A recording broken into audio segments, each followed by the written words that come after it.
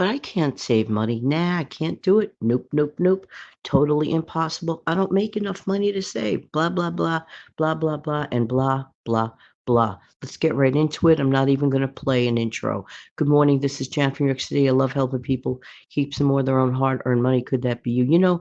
There's an elephant in the room of many, many households. Okay. And I really think that we could take this elephant in the room and we could reduce it to a cute little, those little plush toy elephants that you see at the street fairs. Let's reduce that big old elephant in the living room into a cute little plush little toy. How can we do that? Okay, let's get back to the original point. A lot of people feel they have an inability to save because they claim they don't have enough funds to save. As Prepper Princess pointed out just a week ago, right here on this channel, the comparison to a person with a job, for example, having 52 weeks out of the calendar year, because that's what you get. And let's say that person gets paid a salary 52 weeks. They have 52 opportunities to take something, anything, and put it away. It could be as little as $5.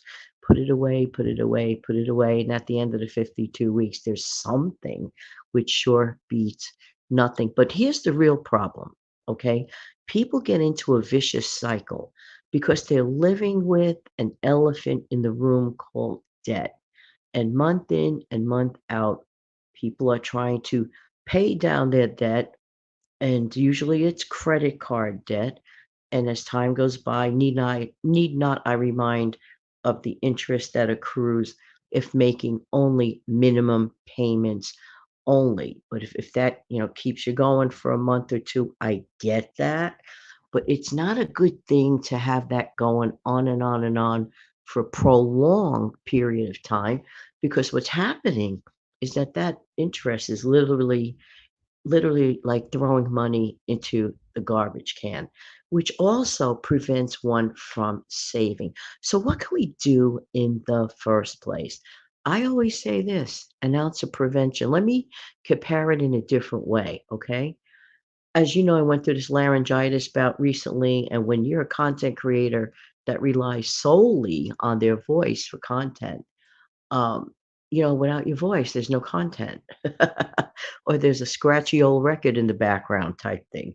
And I don't like to do that to my folks. But anyway, here's my ounce of prevention. I had already available things like all the comforts you would want when you have, for example, something, let's say, like laryngitis, homemade chicken soup, which on a better day I had made. Remember, I've always said, try to keep some of that handy. Well, that's what I did. And all I had to do was just heat it up, literally put a little bit of water, salt, and put that block of ice in there, let that thing melt down. And because when you're feeling lousy, the last thing one wants to do is slice, dice, and chop. But I know that the homemade ingredients in that kind of a soup, it's very delicious, it's very comforting, and for whatever the reason, and I don't know the reason, put it all together and it really helps make you feel better. So it's just a very, very soothing thing. That's what I call prevention, and that's what I call the bird clock in the background. Some things never ever change. So in that on that miniature scale, having ready that homemade chicken soup and then buying some more of those, the kind in the can, the condensed one, it's always good to have. Even if you don't have anything at all, if at least you have a few of those, you are ready to go. You are preventing yourself from feeling lousy and having to drag yourself out to the grocery store or slice and dice when all you want is some of that soup. Am I right? Or am I right? So, okay, so that's an ounce of prevention. And an ounce of prevention in this case is not NOT, bold letters, NOT, avoiding the temptation of using that piece of plastic, which people seem to forget denotes money. Okay, it is money. Moving away. and into a cashless society has its convenience points, and I check mark that, I get it. But in a way, it takes away that sting of when you pay $20 for something useless versus, "Oh, here's my piece of plastic," or, "Here's the number that I'm going to type up on my computer." At that moment, you don't feel the pinch. You feel absolutely nothing.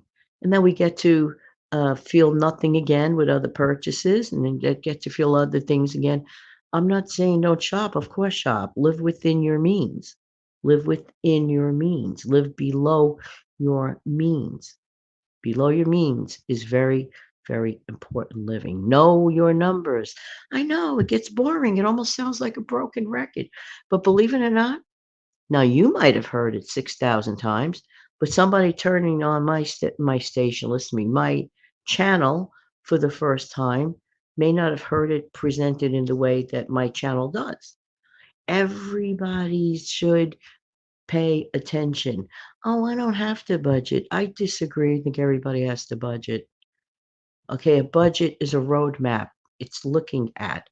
That doesn't mean necessarily some people who have the means don't have to worry about cutting back on their budget, but they do have to know what their spending plan is. To me, not having a spending plan and never looking at it, in my opinion, and it's only my opinion, I give no advice.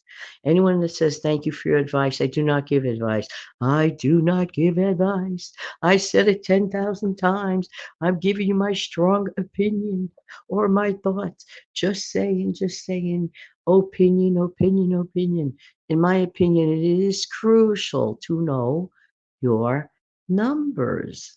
Yes, everyone should know their numbers. And if you're afraid, which I think is half the problem, like sometimes, even sometimes people aren't even aware of their own income. What? I know. I know. Can you imagine? I can't. I cannot imagine not knowing anything about any income that one is receiving. I just I can't. I just in my lifetime, I just can't. But there are some people that are like, "Oh, well, la, la, la, da, da, da, no, no, no, no, no, no, no, no, no." But anyway, let's this is how the elephant in the room, and I'm not talking about the cute little plush one that you get at the street fair. This is how the elephant, the one that stomps and makes noises and sounds and requires a lot of peanuts to eat and all that. This is how it happens when we live the oblivious life.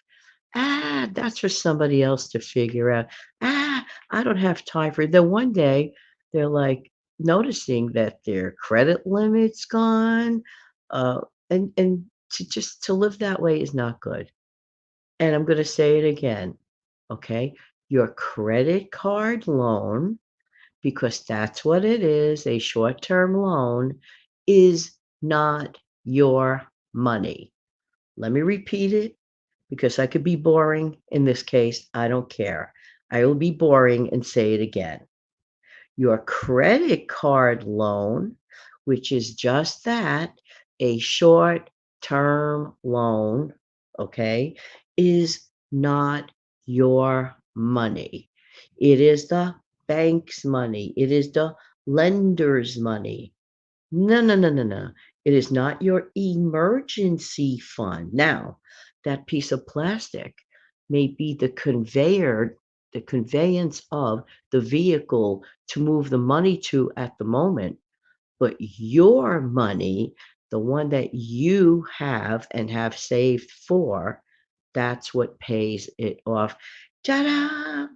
Are the skies parting? Are the seas parting? Just say, just say. So the trick is to have your own money. And if you're finding that cutting back alone isn't doing it, isn't it better to cut back and increase? Cut back and increase your income.